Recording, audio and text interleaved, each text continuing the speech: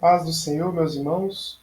Glória seja dada a Deus por termos mais este momento que estamos aqui aprendendo do Senhor.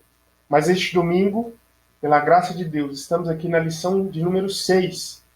E hoje veremos aqui, a partir da questão aqui do capítulo 2 de Efésios, do versículo 11 e versículo 12. Né? Então, estamos avançando nessa importantíssima epístola deixada para a igreja, Então, hoje, importante lembrarmos, né? Dia 10 de maio, ou seja, segundo domingo do mês de maio, aqui comemoramos sempre esse dia como o Dia das Mães. E esse milagre, essa bênção que é ser mãe, né? E também o que é ser filho e ter uma mãe. É uma bênção, né? É uma bênção inerrável, inenarrável, né? Que não podemos descrever, apenas demonstrar nosso amor pela nossa mãe, né? Pela nossa avó, todas as pessoas que têm, né? Pelas esposas, todas as pessoas que estão envolvidas nesse dia aí. Que Deus venha abençoar vocês, né? Venha realmente dar graça a vocês, que vocês venham alcançar e viver as bênçãos do Senhor, porque este é um ministério, podemos dizer que é um ministério muito, que exige-se muito, visto que a mãe precisa se dedicar 100%, né? Se dedicar 100% a isso. Então, que Deus abençoe vocês, né? E vamos fazer uma oração para iniciarmos, né? E que Deus possa abençoar você nesta manhã. Se você chegou aqui e ainda não fez oração, ore conosco, pedindo que Deus abençoe. Senhor Jesus, glória seja dada, pois, a ti, Deus de Israel. Senhor Deus e Cristo, tu és o nosso Messias, o nosso Salvador, a ti damos glória. Pedimos perdão aos nossos pecados e que o Senhor venha, Senhor meu Deus, nos abençoar nesta manhã, para que venhamos aprender de ti, para que venhamos viver um momento de comunhão com o Senhor e aprendizado. Que o teu Santo Espírito seja colocado, Pai, em nossos corações e na nossa mente, para que venhamos ter, meu Deus, e vemos tudo conforme a tua visão, tudo conforme o Senhor quer que vejamos, Senhor. Porque a tua palavra é santa e não podemos distorcê-la jamais. Mas devemos viver e pregá-la de maneira certa, concisa, coesa, meu Pai, com simplicidade diante do Senhor.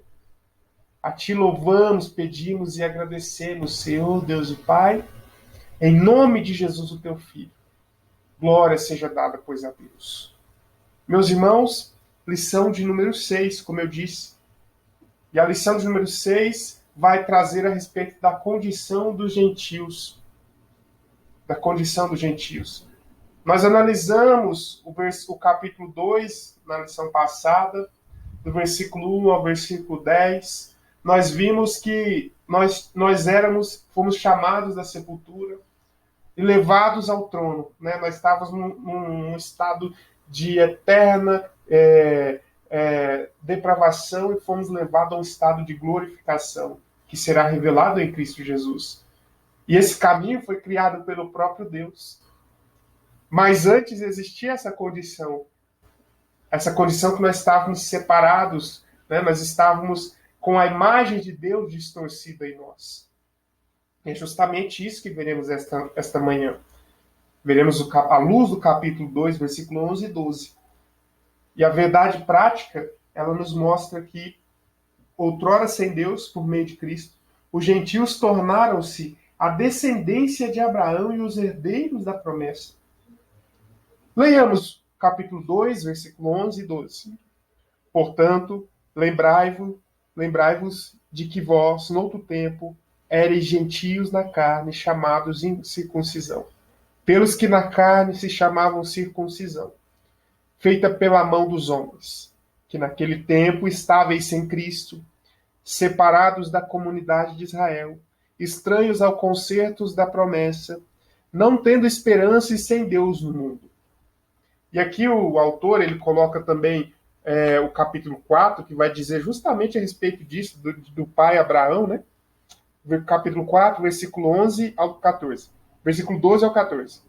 E fosse pai da circuncisão, daqueles que não somente são da circuncisão, mas que também andam nas pisadas daquela fé de Abraão, nosso pai, que tivera na circuncisão.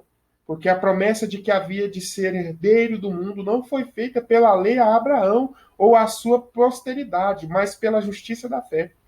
Pois se os que são da lei são herdeiros, logo a fé é vã e a promessa é aniquilada.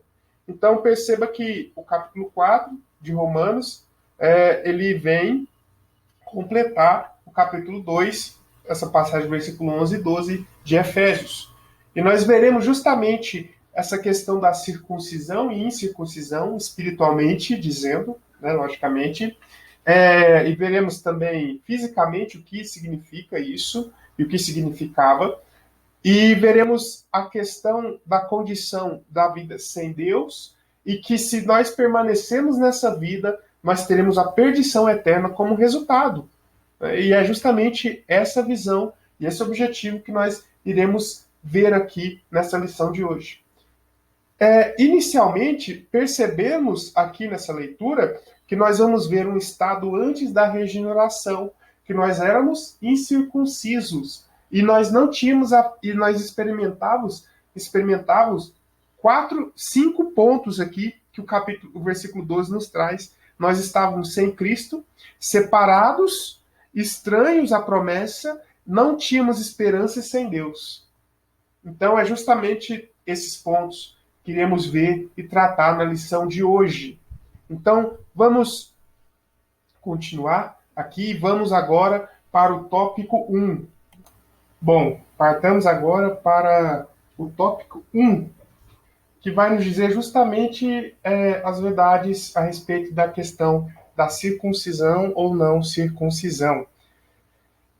E, inicialmente, a circuncisão, como nós sabemos na história bíblica, ela foi posta para Abraão, então, inicialmente, não tinha-se um regimento para quando isso deveria acontecer. Só a partir de Abraão, que partiu então a ser desde o 8º dia da criança, né, após o 8º dia de nascimento. Visto que, por exemplo, os servos de Abraão, Ismael, o próprio Abraão, eles já fizeram a circuncisão com uma idade já diferente dessa de 8 dias, logicamente, né? E no exílio que a circuncisão tomou maior importância, porque ela meio que era uma distinção entre os povos, entre os judeus e os demais povos, porque imagina que os judeus estavam saindo de uma cultura, de um lugar em que havia-se vários deuses, havia o deus da lua, o deus do sol e outros mais, o deus da morte e vários tipos de deuses.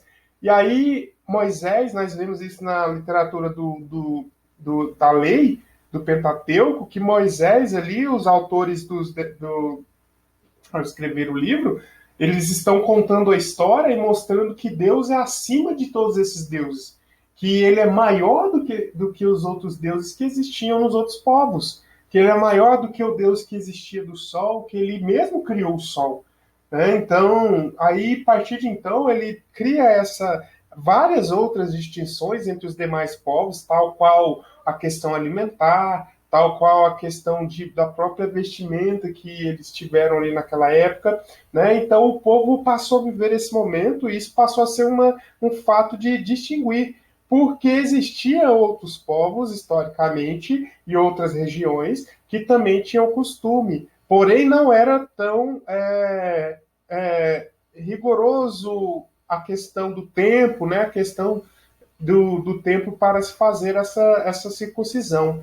Os islâmicos, por exemplo, eles partiram a partir dos 13 anos. Então, a partir dos 13 anos, o adolescente, ali, o pré-adolescente, ele deveria ser circuncidado, porque como eles vieram da linhagem de Ismael, que é o pai dos islâmicos, a partir de Ismael, ele, então, com 13 anos, lá no capítulo de Gênesis 17, você vê que lá Ismael foi circuncidado. Então, só que para eles e para as outras regiões, normalmente tem uma visão diferente, porque para os judeus, a questão da circuncisão é algo que trata a questão da revigoração da promessa, né, de você rememorar aquela promessa. Para os outros, às vezes é para um cunho de maturidade sexual, maturidade de pensar, alguma coisa nesse sentido, né?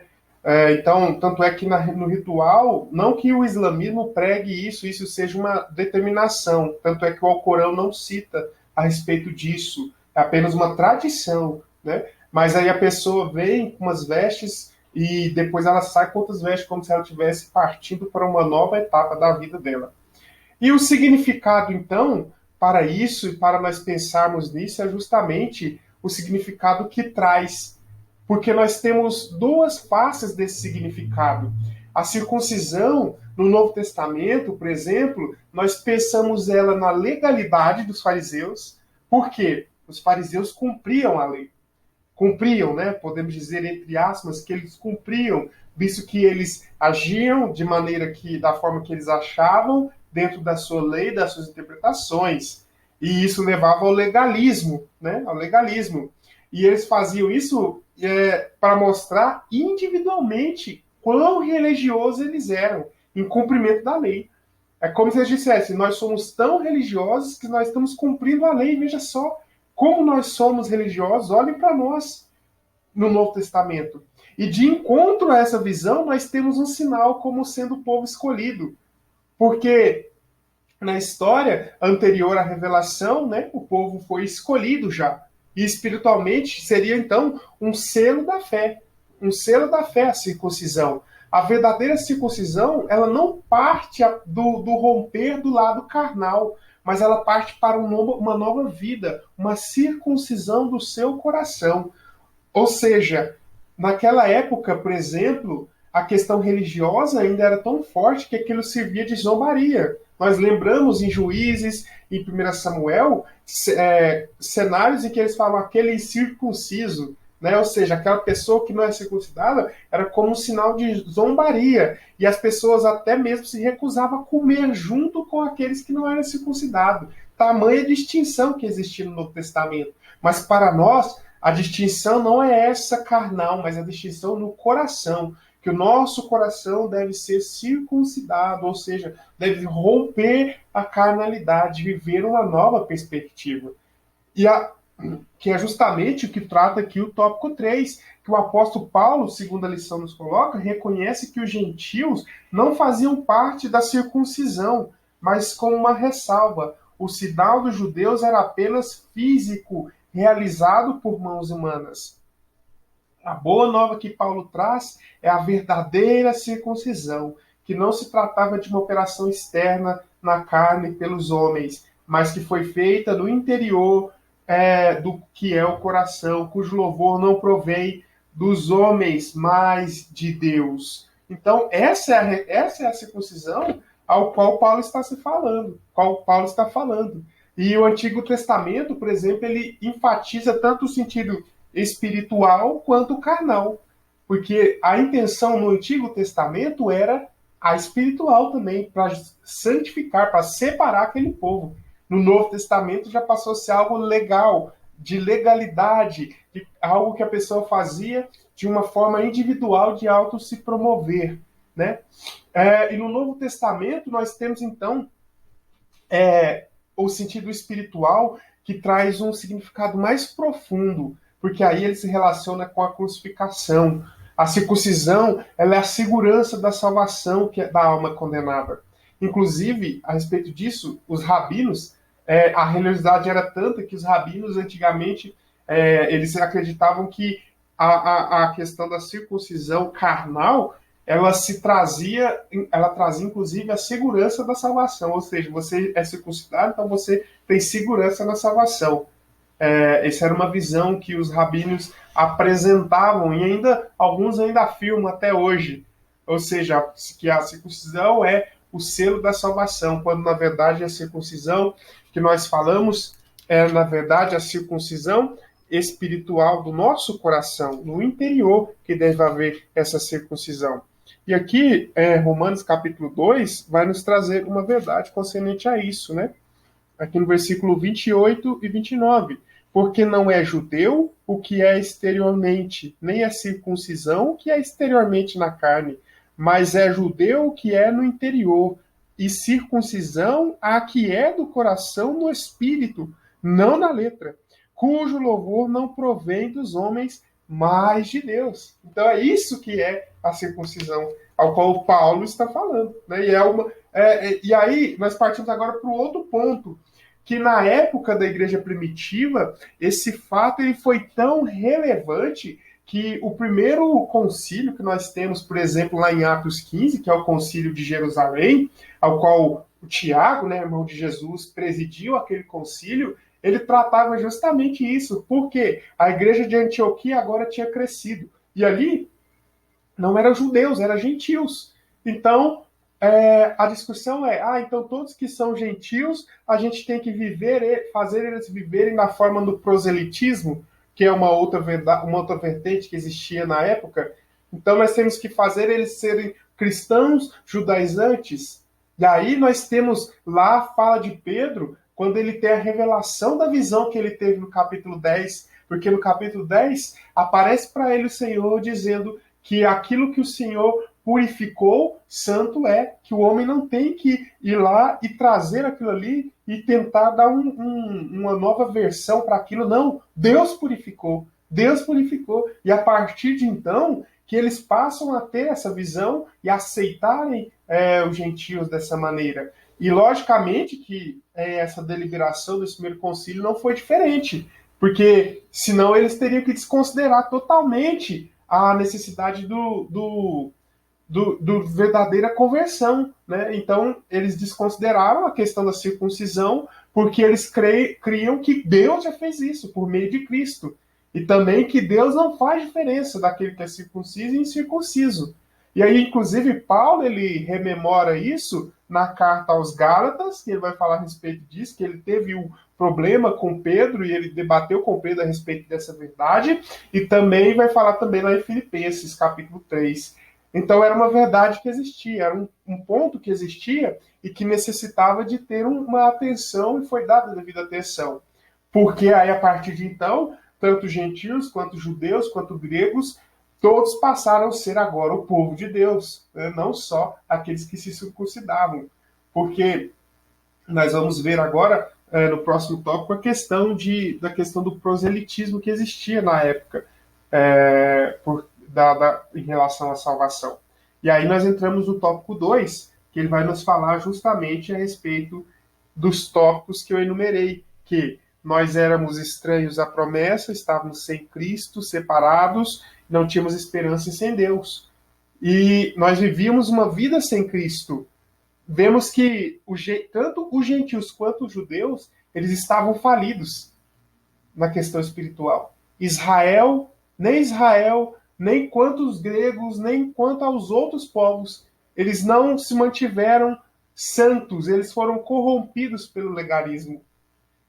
Israel, por exemplo, estavam separados de Cristo e eles não tinham a percepção de que o Messias tinha vindo. Enquanto os judeus ainda guardavam esse Messias, eles nem sabiam quem ele era. Os efésios, por exemplo, que é a igreja aqui que nós estamos dizendo, vocês lembram na primeira lição que eles adoravam a Diana em vez de Cristo. Eles viviam imersos na escuridão espiritual. Ou seja, capítulo 2, versículo 12. Naquele tempo estáveis sem Cristo. Ou seja, andavam de forma deliberada sem Cristo.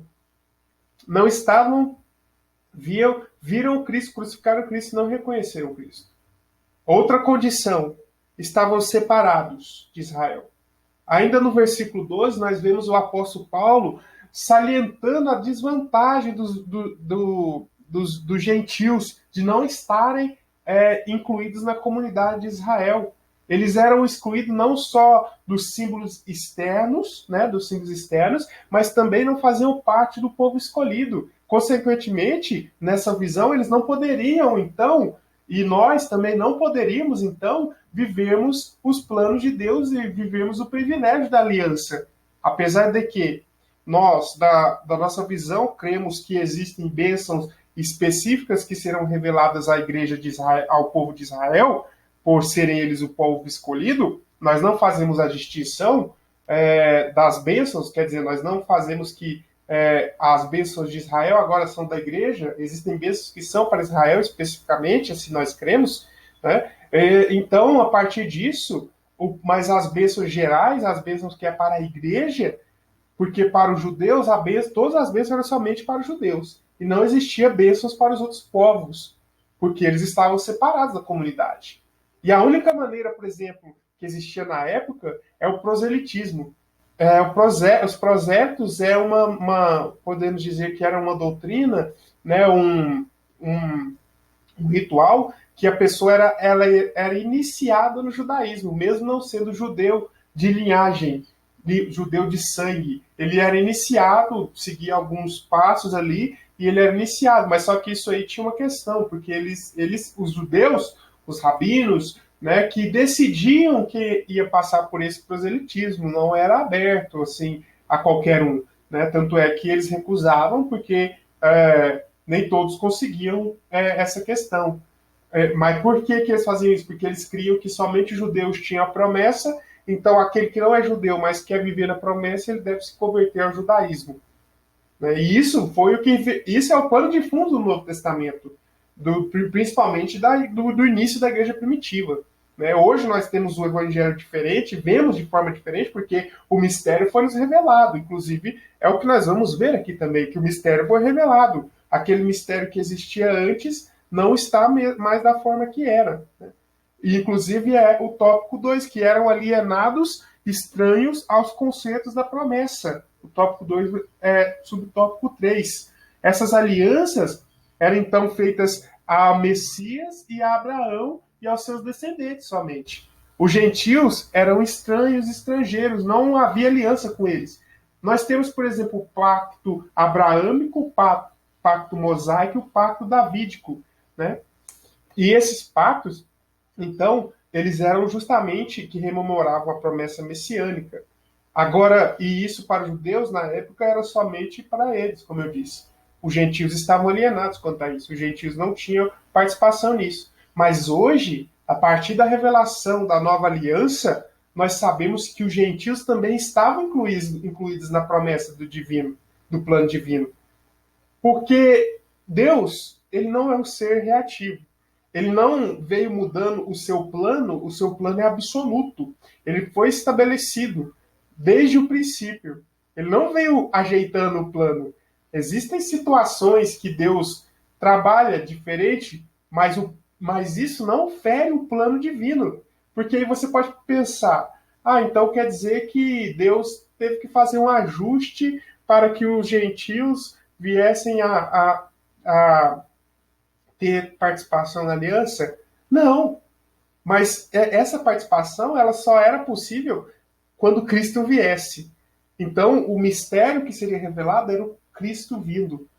O Cristo sendo vivo, vindo, morrendo, sendo crucificado e ressuscitando, é a revelação do mistério. Mas isso houve um tempo de maturação, um tempo de que isso haveria de acontecer.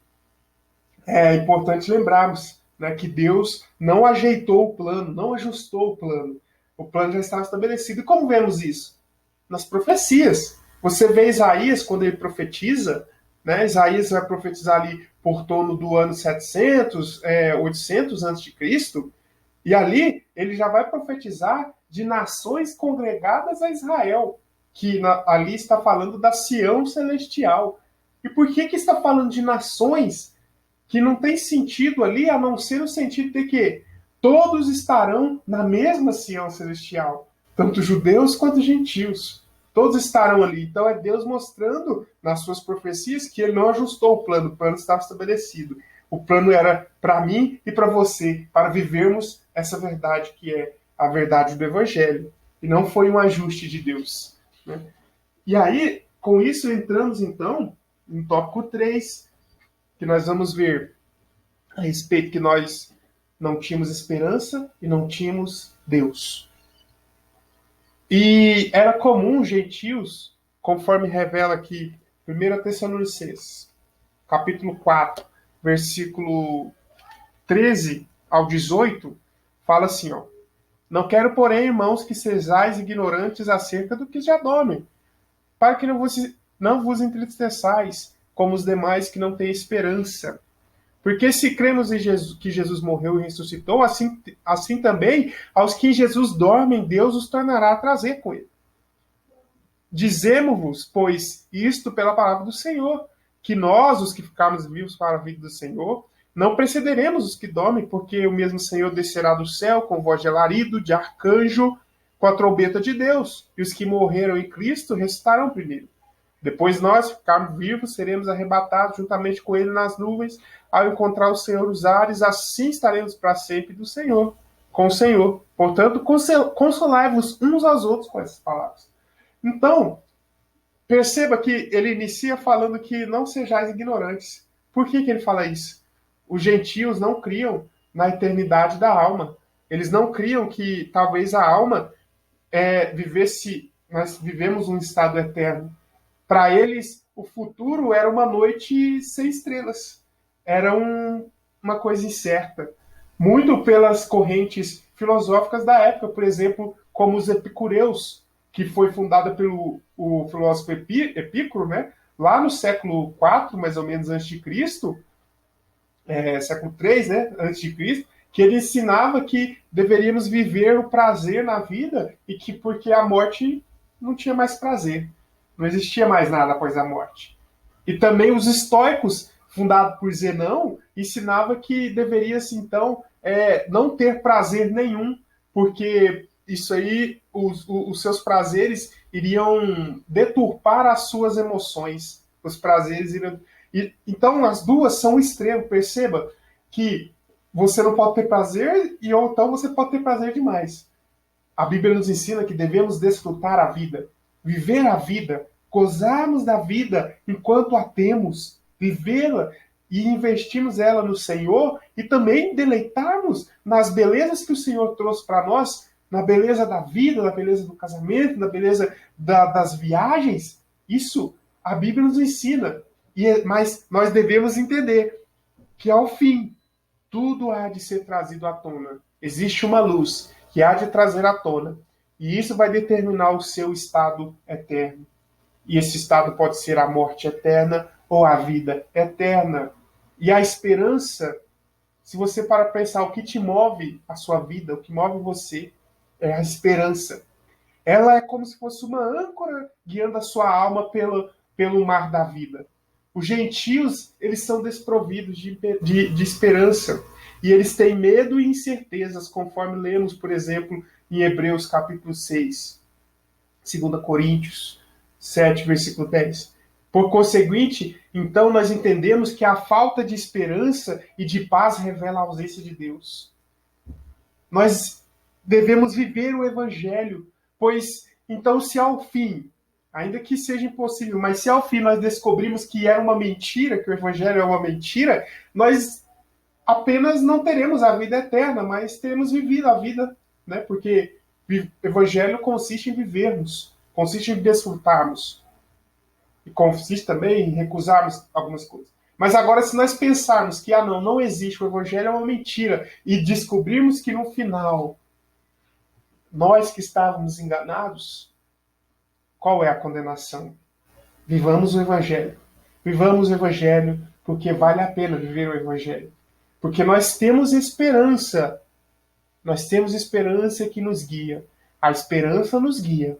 E ela nos guiará para a vida eterna. Para a vida eterna.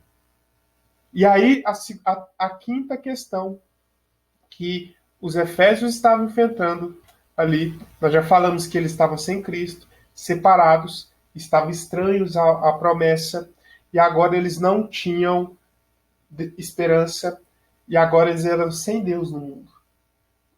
Quão triste é viver sem Deus. Quem não tem Deus não tem esperança, porque a vida dele é como o epicureu, como os epicureus acreditavam. Viver a vida e acabou. embora Paulo tivesse usado aqui a palavra no grego ateoi, que é bem similar à palavra ateos, que a ateos é o que se deriva o termo ateu para nós, né? Nós devemos concluir que os gentios eram não devemos perceber que eles não eram ateus no sentido estrito da palavra. Eles tinham muitos deuses, né? Eles eram até politeístas. Nós vemos isso no discurso de Paulo, falando lá em Atos 17, 1 Coríntios, ele vai falar desses vários deuses que existiam aí. Mas eles não conheciam o Deus verdadeiro. Que o povo israelita conheceu, mas por um momento eles se esqueceram desse Deus. Tanto é que eles precisaram viver o exílio, precisaram viver, porque você analisa os profetas maiores, menores, você vê ali eles acusando o povo.